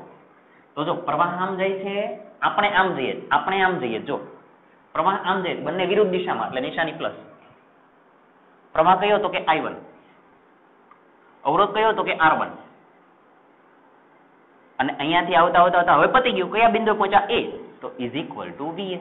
બસ આવું કહેવા માંગુ છું. આપી દો સાદુરૂપ. +V આ બાજુ જાય તો -VA, +E1 આ બાજુ જાય તો માઇનસ, આ બાજુ જાય તો પ્લસ, આ બાજુ જાય તો માઇનસ. તો અહીંયા કરી નાખો VB - VA = માઇનસ, આ બાજુ જાય તો પ્લસ, તો કે E + I1 R1. આવું કહેવા માંગુ છું. સોરી માઇનસ, કેમ કે આ પ્લસ આ બાજુ જાય તો માઇનસ. આવું કહેવા માંગુ છું. ક્લિયર? માની લો કે VB - VA ને હું V નામ આપી દઉં. લખી નાખો V. તો અહીંયા શું થઈ ગયા? E1 - I1 R1. હવે મિત્રો થોડીક બુદ્ધિ હકાવો. તમારી પાસે એક સમીકરણ છે I બરાબર I1 + I2. તો એવું કંઈક કરાય કે આપણે I1 ને સૂત્રનો કરતા બનાવી દઈએ. આમાંથી જુઓ તો I1 એટલે ઉપરની લૂપમાંથી I1 ને ગોતી લઈએ, નીચેની લૂપમાંથી I2 ને ગોતી લઈએ, અને ઈ I1 ને I2 મળે ને એને આની અંદર નાખી દો. પછી જે થાય જો હશે. ક્લિયર? ચાલો તો આમાંથી કોને પકડું? I1 ને. તો મિત્રો એ I1 ને પકડવાય તો પહેલા મારે I1 ને સૂત્રનો કરતા બનાવવો હોય તો જોજો આ પદ માઇનસ છે ને, તો પહેલા આ પદ લઈ લો એટલે પ્લસ થઈ જાય, અને આ V પ્લસ આ પદ જાય તો માઇનસ થઈ જાય. તો પદ શું બને? તો કે જોજો I1 R1 = E1 - V. આ બાજુ અને આ બાજુ I1 ને સૂત્રનો કરતા બનાવો તો શું લખાય? I1 = E1 - V છેદમાં R1. જો I1 આવી ગયા. આને આપી દો સમીકરણ નંબર 1. સોરી, 1 તો આપેલા છે. આને આપી દો સમીકરણ નંબર 2. આવું કહું છું. ચાલો વધારે ટાઈમ નહીં લઈએ, ઝડપથી. કઈ લૂપ લઈ લો? લૂપ નહીં, કયો પથ લઈ લો? પથ B E2A. હવે પથ ચાલો B E2A માં KVL પરથી, ચાલો KVL પરથી લગાવી દો. અહીંયાથી ચાલુ કરો છો તો અહીંયા VB, ચાલો VB થી શરૂઆત. ચાલો VB આવી ગયા. પાછા આમ જાઉં છું, આમ આપણે આમ જઈએ છીએ એટલે બીજો ભાગ ધ્યાનમાં લેવાનો, બીજો છેડો ધ્યાનમાં લેવાનો એટલે માઇનસ. અહીંયા માઇનસ કેટલા છે? તો કે E2. ચાલો આગળ જાઉં છું. જો આપણે આમ જઈએ છીએ, પ્રવાહ આમ આવે છે, બંને વિરુદ્ધ દિશામાં, નિશાની પ્લસ, I2 R2. હવે ઘણી બધી વખત આપણે આની પ્રેક્ટિસ થઈ ગઈ છે, હવે તમને આવડે જ છે I2 R2. ચાલો અહીંયાથી ફરીને ક્યાં આવ્યા? અહીંયા.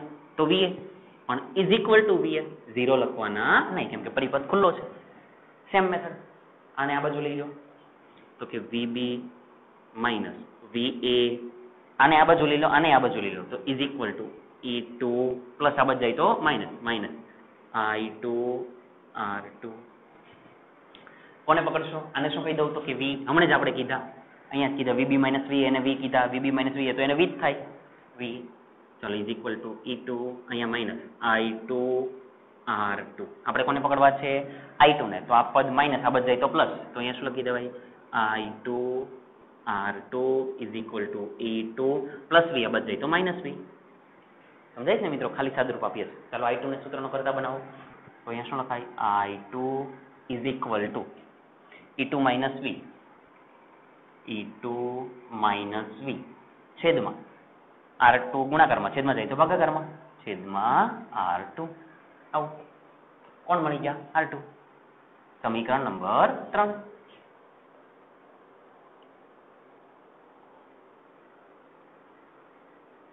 ચાલો ક્લિયર? સમીકરણ નંબર 3. તો હવે જો I1 છે, I2 છે, તો I1 અને I2 ની કિંમત ક્યાં મૂકી દેવાય? 1 માં. કરીએ? ચાલો સમીકરણ 2 અને 3. સમીકરણ 2 અને 3 એની કિંમત સમીકરણ કયા મૂકીએ છે? 1 માં. 2 અને 3 ની કિંમત 1 માં મૂકી દો તો કે I is equal two I1 ની જગ્યાએ અહીંયા રહ્યા શું લખાય? E1 minus V અપન R1 plus આ કિંમત E2 માઇનસ V અપન R2 મૂકી દીધા. છેદ વિભાજન કરીએ મિત્રો. છેદ વિભાજન એટલે શું? આના છેદમાં આ માઇનસ આના છેદમાં આ લખો એટલે વધારે સમજાશે. I આના છેદમાં આ તો E1 બાય R1 વચ્ચે માઇનસ ના માઇનસ આના છેદમાં આ V બાય R1. આને કહેવાય છેદ વિભાજન. છેદને તમે વિભાજન કરી દીધું, છૂટા પાડી દીધા, પ્લસ આના છેદમાં આ E2 બાય R2 વચ્ચે માઇનસ ના માઇનસ આના છેદમાં આ V બાય R2. આવું ક્લિયર? હવે સરખા ભેગા કરવાનો પ્રયત્ન કરો. કોણ સરખા છે? જો તમને સરખા આ લાગશે એ આની અંદર E વાળા પદ છે ને આની અંદર E વાળા પદ છે, આની અંદર V વાળા પદ છે, આની અંદર V વાળા પદ છે. તો E વાળાને ભેગા કરી નાખો અને V વાળાને ભેગા કરી નાખો તો આવું લખાય. I ઇઝ ઇક્વલ ટુ પેલા E વાળા લખો તો E1 by R1 plus E2 by R2. જો આ બેને ભેગા કરી દીધા. હવે આ બેને લઈ લો તો minus V by R1 minus V by R2. જો ભેગા કરી દીધા. સાદુરૂપ આપો. ચાલો I ઇઝ ઇક્વલ ટુ જોજો આને એમ નામ રહેવા દો E1 બાય R1. મિત્રો જવાબ આવી ગયો છે. ખાલી આપણે સાદુરૂપ આપીએ છીએ, ખાલી ને ખાલી સાદુરૂપ આપીએ છીએ પ્લસ E2 બાય R2. ચાલો આમાં જો કંઈક સામાન્ય નીકળી જાય, V નીકળી જાય, માઇનસ આને કાઢી નાખું તો માઇનસ V સામાન્ય, માઇનસ V. તો કૌંસમાં શું વધે? ચાલો કૌંસમાં શું વધશે? માઇનસ V સામાન્ય કાઢી નાખ્યા, V નીકળી ગયા, માઇનસ નીકળી ગયા એટલે પ્લસ થઈ ગયા. તો 1 R1 માઇનસ નીકળી ગયા તો અહીંયા શું થઈ જાય? પ્લસ. V નીકળી ગયા તો અહીંયા 1 છેદમાં R2. ખબર પડે છે? પાક્કો? આવું સમજો. ક્લિયર છે? ચાલો હવે પાછું આગળ જઈએ. હવે મિત્રો જો આખું પદ માઇનસ તો આ બાજુ જાય તો પ્લસ અને I પ્લસ આ બાજુ જાય તો માઇનસ. તો ચાલો કરી નાખો તો આખું માઇનસ આ બાજુ જાય તો પ્લસ. તો શું લખાય? V કૌંસમાં 1/R1 પ્લસ 1/R2. કોઈ ઉતાવળ નથી, શાંતિથી સમજો.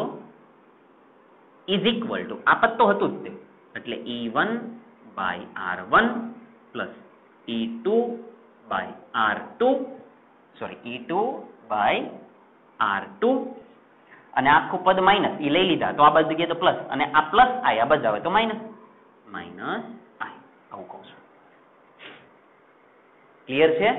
ચાલો હવે જો આખું પદ ગુણાકારમાં, છેદમાં જાય તો ભાગાકારમાં. તો શું લખાય?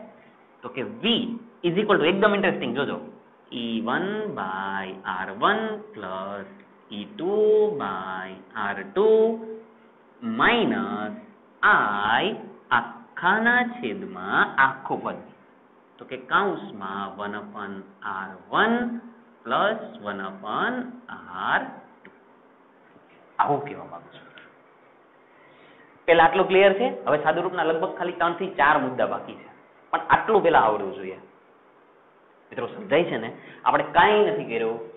પરિપથ લીધો, બેટરી આરે એનો આંતરિક અવરોધ, બેટરી આરે એનો આંતરિક અવરોધ, આમાંથી I પ્રવાહ કાઢ્યો, વેચી નાખ્યો, ભેગો કરીને I બનાવ્યો, એટલે I બરાબર I1 પ્લસ I2 થયા. પછી તમે એક આ પથ લઈ લીધો, એમાંથી I1 લઈ આવ્યા, એક આ પથ લઈ લીધો, એમાંથી I2 લઈ આવ્યા, I1 ને I2 ને ઉંચકીને નાખી દીધા આની અંદર, અને નાખીને ખાલી સાદુરૂપ આપો અને તમે અહીંયા સુધી પહોંચી ગયા. હવે પાછો હું આગળ જાઉં. જોજો આટલું ક્લિયર. હું આગળનો ભાગ સાફ કરી નાખું, એની કોઈ જરૂર નથી. ચાલો સાફ કરી નાખું છું.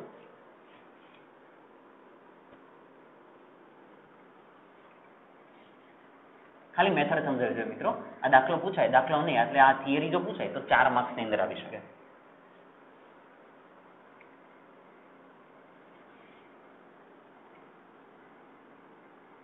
ચાલો ઓકે.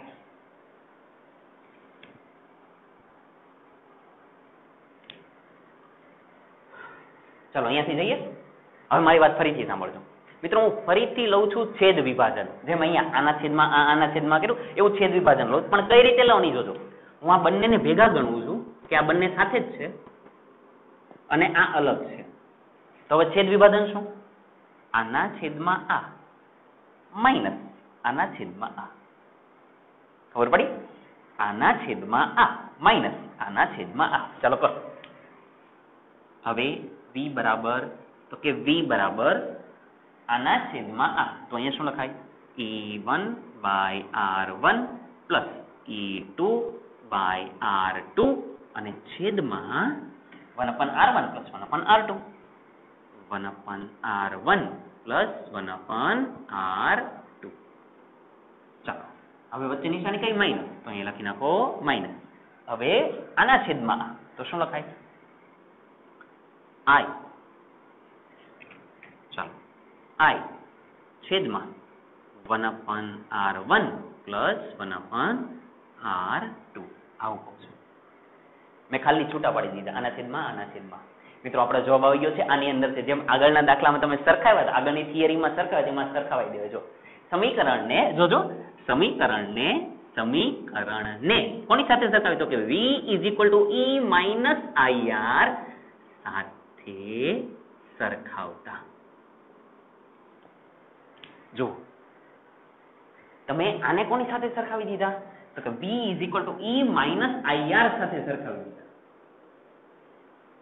કેવી રીતે? તો કે સમજવાનો પ્રયત્ન કરો. આ છે એ આ થઈ ગયા. આ જે I છે એ તો ગુણાકારમાં છે એટલે એને સાઈડ પર લઈ લીધા. તો આ જે આખું પદ છે એની જગ્યાએ તમે આ પદ લખી નાખો, R લખી નાખો. ખબર પડે છે? ફરીથી જોજો. આ જે આખું પદ છે એની જગ્યાએ તમે આ લખી શકો, કેમ કે v ની જગ્યાએ v. માઇનસ ના માઇનસ. અને આ જે આખું પદ છે માઇનસ ના માઇનસ, આ I ના I, તો આ R વાળું પદ આ છે. પણ એ R વાળું પદ કઈ રીતે છે ને એને થોડુંક જોજો. ડાયરેક્ટ નથી, થોડુંક આનું હું સાદુરૂપ આપી દઉં. જોજો એક કામ કરીએ, હું આનું છે ને પેલા સાદુરૂપ આપી દઉં. જોઈ લો, એક વખત જોઈ લો, પછી આપણે આગળ જઈએ. ચાલો આનું હું સાદુરૂપ આપી દઉં. તો મિત્રો આવું થાય. v = E1 by R1 plus E2 by R2. Sorry, જોઈ લેજો એક વખત, સમજો. ચાલો છેદમાં 1/R1 પ્લસ 1/R2. આનું મિત્રો સાદુરૂપ આપવો એનો મતલબ શું? તો કે જો માઇનસ આ અહીંયા લસા લઈ લો એટલે R2 અહીંયા R1 અને છેદમાં બંનેનો ગુણાકાર તો I. આવું થાય. આ અહીંયા એટલે R1 પ્લસ R2 અને છેદમાં બંનેનો ગુણાકાર R1 into R2. આવો છેદનો છેદ ક્યાં જતો રહે? અંશમાં મોકલી દો. તો શું થાય? તો કે v = જોજો E1 by R1 plus E2 by R2 છેદમાં 1/R1 પ્લસ 1/r2 સમજો માઇનસ આખું પદ જતું રહ્યું ઉપર તો અહીંયા થઈ ગયા i r1 into r2 ને છેદમાં r1 plus r2. હવે સરખાવી દો સમીકરણને v is equal to e minus ir સાથે સરખાવતા જો થઈ ગયું આપણું કામ. આવી તો આ e બરાબર આખું પદ, આ i બરાબર i તો આ r બરાબર આ આખું પદ. જો આવું કહું છું, જો આ i બરાબર i તો r બરાબર આ, v બરાબર v તો પછી e બરાબર આ આખું પદ. જો સરખાવતા શું ખબર પડી તો કે e બરાબર આ, તેથી e બરાબર શું લખાય તો કે e1 r1 plus e2 r2 છેદમાં 1/r1 plus 1/r2. આ જ મિત્રો e મળ્યા એને જ શું કહેવાય e ઇક્વિવેલન્ટ. આમાં e ઇક્વિવેલન્ટ થોડાક વિચિત્ર મળે. જો અવરોધ વાળા પદ આવે છે, ઓલાની અંદર ડાયરેક્ટ સરવાળો થતો e1 plus e2 થતા, આમાં એવું નથી. અને હવે આંતરિક અવરોધને સરખાવો તો આના બરાબર આ તો શું થયા તો કે r is equal to r1 into r2 છેદમાં r1 plus r2. આને તો શું કહેવાય r ઇક્વિવેલન્ટ. તમારા જવાબ આવી ગયા. મારે આની અંદર સમજાવવું છે એને બરાબર ધ્યાનમાં રાખજો. હજી સમજાવું છું પણ પહેલા આટલું જુઓ, આપણા જવાબ આવી ગયા. એનો મતલબ શું થયો કે સમાંતર જોડાણની અંદર સમતુલ્ય EMF એટલે તમે બે બેટરી આવી રીતે હોય એ બે બેટરીને કાઢી નાખો તો એક મૂકવાની એ આવી રીતે મળે. અને આ બંને અવરોધ છે મિત્રો, આ સમીકરણ કોનું છે? આ તો સમાંતરનું છે. કેવી રીતે? હું આને સાફ કરી નાખું, આની જરૂર નથી ને. ચાલો આને આ બંને ભાગને હું અહીંયા સમજાવી દઉં. હવે જોઈ લો, જોજો શું કહું છું.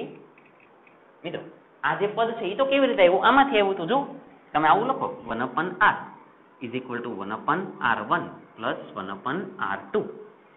તો આને તો શું થાય 1/r is equal to આ અહીંયા એટલે r1 plus r2 છેદમાં r1 into r2. વ્યસ્ત લઈ લો તો r is equal to r1 into r2 છેદમાં r1 plus r2. જુઓ એટલે આ પદ છે એ જ આ પદ છે, આની ઉપરથી ન જ આવ્યા. તો મિત્રો આ તો સમાંતર જોડાણનું છે એટલે તમે હકીકતમાં આવું ન લખો તો ડાયરેક્ટ લખો ને r equivalent is equal two દેખાય છે જો બંને સમાંતરમાં. તો સમાંતરનું તો શું સૂત્ર? ઉપર ગુણાકાર છેદમાં સરવાળો. અને અથવા તો એવી રીતે ન લખો હોય તો આવું ન થાય 1/r equivalent is equal two 1/r1 plus 1/r2. આના પરથી જ આ પદ આવે એટલે આપણે ડાયરેક્ટ લખી દીધું કે ઉપર ગુણાકાર છેદમાં સરવાળો. પણ આપણે શું ધ્યાનમાં રાખશું કે સમાંતરમાં છે એટલે વ્યસ્તનો સરવાળો. આપણે જે મેથડ છે તે ક્લિયર છે, પાક્કું ને? હવે એક વાત કરવી જો, હવે હું શું કહેવા માંગુ છું ને એને સમજજો. માની લો કે બે અવરોધ, બે બેટરી છે. આ પહેલી બેટરી, હવે જોજો હવે આનું તારણ છે. આ બીજી બેટરી. માની લો કે આનો આંતરિક અવરોધ છે R1. ઉભા રહેવા, R1 ને હું કિંમત જ લખું. આનો આંતરિક અવરોધ છે. માની લો કે આ બેટરી છે 2 વોલ્ટની, આ બેટરી છે 4 વોલ્ટની. આનો આંતરિક અવરોધ છે 1 ઓહમ અને આનો આંતરિક અવરોધ છે 1 ઓહમ. હવે તમને શું પૂછે છે સાંભળજો. તમને આવો પરિપથ આપી દે અને તમને એવું કહે કે E ઇક્વિવેલન્ટ શોધો અને R ઇક્વિવેલન્ટ શોધો. અથવા તો ગુજરાતીમાં એવું લખે કે સમતુલ્ય EMF અને સમતુલ્ય આંતરિક અવરોધ શોધો. કયું જોડાણ છે? શ્રેણી જોડાણ. તો શ્રેણી જોડાણમાં E ઇક્વિવેલન્ટ બરાબર જો બંને એક સરખા છે પ્લસ માઇનસ ઓકે. તો આ પ્લસ આ એટલે 2 + 4 એટલે કે E1 + E2 2 + 4 એટલે જવાબ આવ્યો 6 વોલ્ટ. આ જવાબ આવી ગયો. અને શ્રેણીમાં અવરોધ છે જો R ઇક્વિવેલન્ટ શ્રેણીમાં છે એટલે ડાયરેક્ટ સરવાળો કે R equivalent is equal two R1 પણ 1 છે R2 પણ 1 છે એટલે 112 ઓહમ. આવો જવાબ થાય. એટલે E equivalent 6 volt, R equivalent 2.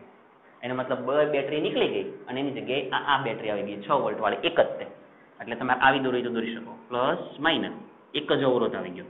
આ કોણ? E ઇક્વિવેલન્ટ અને આ થઈ ગયા R ઇક્વિવેલન્ટ. જો આ કેટલા વોલ્ટના? તો કે 6 વોલ્ટના. R equivalent કેટલાના? તો કે 2 ઓહમના. આવું કહેવા માંગુ છું. આ બે નીકળી ગયા અને આવું થઈ ગયું શ્રેણી માટે. હવે સમાંતર સમજો. જો માની લો કે ફરીથી તમને એક્ઝામમાં આવું આપેલું છે. આ પહેલી બેટરી, આ એનો આંતરિક અવરોધ, આ બીજી બેટરી, આ એનો આંતરિક અવરોધ, આવી રીતે છેડા આપેલા છે. આ બેટરીનું ઈએમએફ એને કહી દીધું છે 2, આનું કહી દીધું છે 4 વોલ્ટ. ઈએમએફ આનો આંતરિક અવરોધ પણ 1 ઓહમ છે, આનો પણ 1 ઓહમ છે.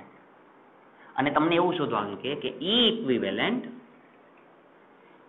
ઇક્વિવેલન્ટ અને આર ઇક્વિવેલન્ટ શોધો. હવે પાછું આવું કે તો મિત્રો હવે ધ્યાન રાખો, આ સમાંતર જોડાણ છે અને સમાંતર જોડાણનું સૂત્ર આ છે. સૂત્ર શું, કેવી રીતે યાદ રાખશો? પહેલી બેટરીના છેદમાં પહેલો અવરોધ પ્લસ બીજી બેટરીના છેદમાં બીજો અવરોધ છેદમાં 1/r1 1/r2, કેમ કે સમાંતરમાં. એટલે આ બેટરી છેદમાં એનો અવરોધ, જો E1/r1 E2/r2 E1/r1 plus E2/r2 છેદમાં બંનેના અવરોધમાં 1/r1 1/r2. એટલે હવે સૂત્ર શું લખાય? E ઇક્વિવેલન્ટ E1 આને હું કહી દઉં E1, આને કહી દઉં R1, આને કહી દઉં E2, આને કહી દઉં R2. E1/r1 આના છેદમાં આ, તો આ એટલે 2/r1 એટલે 1 પ્લસ આના છેદમાં આ 4/1 છેદમાં 1/r1 એટલે 1 પ્લસ 1/r2 એટલે એ પણ 1. આપી દો સાદુરૂપ આપી દો. ચાલો, આના છેદમાં 1 એટલે એનો કોઈ મતલબ નથી 2, આના છેદમાં 1 એટલે એનો કોઈ મતલબ નથી એટલે અહીં લખી દો 4. 1 ના છેદમાં 1 એટલે 1, 1 ના છેદમાં 1 એટલે 1, 1 કેટલા થઈ ગયા? તો કે 2, 4 2 6 ભાગ્યા 2 એટલે અહીંયા થયા 3. એટલે જવાબ આવ્યો 3 વોલ્ટ. એનો મતલબ આ બે બેટરીને કાઢી નાખો અને એની જગ્યાએ કેટલા વોલ્ટની જોડવાની? 3 વોલ્ટની. ક્લિયર? એટલે આ જવાબ આવી ગયો. અને હવે આર ઇક્વિવેલન્ટ કે તો બે જ અવરોધ છે, ઉપર ગુણાકાર છેદમાં સરવાળો. ઉપર ગુણાકાર એટલે 1 ગુણ્યા 1 છેદમાં સરવાળો 1 પ્લસ 1 1 1 1 1 1 2 એટલે 0.5 ઓહમ. તો એનો મતલબ આર ઇક્વિવેલન્ટ કેટલો? 0.5. એટલે હવે તમારી ફાઇનલ આકૃતિ કે આ બંને નીકળી ગયા. તો બંને નીકળી ગયા. તો એક બેટરી, એક આંતરિક અવરોધ, એક બેટરી જે આવી એ કેટલાની જોડવી પડે? તો કે 3 વોલ્ટની. અને એક આંતરિક અવરોધ જે હોય કેટલાનો હોય? તો કે 5 ઓહમ. આ બંનેને કાઢી નાખો, બધું કાઢી નાખો, આવું થઈ જાય. આવડશે? સૂત્ર આ યાદ રાખજો. પહેલી બેટરીનું ઈએમએફ છેદમાં પહેલાનો અવરોધ પ્લસ બીજી બેટરીનું ઈએમએફ છેદમાં બીજાનો અવરોધ છેદમાં 1/r1 1/r2. માની લો કે 3 આપ્યું હોત તો E1/r1 plus E2/r2 plus E3/r3 છેદમાં 1/r1 plus 1/r2 plus 1/r3. અને મિત્રો ત્યારે જો 3 બેટરી આની અંદર હોય તો સૂત્ર આ ન લાગે. તો પછી તો કયું લગાડવું પડે? મેં દર વખતે સમજાવ્યું કે 3 હોય તો 1/r ઇક્વિવેલન્ટ. તો સૂત્ર કયું લાગે? તો કે 1/r1 plus 1/r2 plus 1/r3. તો જ 2 હોય તો જ તે ઉપર ગુણાકાર છેદમાં સરવાળો. આવડશે મિત્રો? પાક્કું. બીજી થિયરી છે એ 4 માર્ક્સમાં પૂછવાની સંભાવના છે અને એની ઉપરથી આ MCQ પણ ધ્યાનમાં રાખજો. ક્લિયર છે? તો આજે આપણે ભણ્યા વિસ્ટન બ્રિજ ભણ્યા. સંતુલન સ્થિતિ એનો મતલબ કે ગેલ્વેનોમીટરમાંથી પ્રવાહ પસાર થાય નહીં. અને એની સિવાયની 2 થિયરી, બેટરીનું શ્રેણી જોડાણ અને બેટરીનું સમાંતર જોડાણ. 1 થી 2 વખત જોજો એટલે વ્યવસ્થિત સમજાય અને જાતે લખવાનો પ્રયત્ન કરજો. ઠીક છે? ઓકે.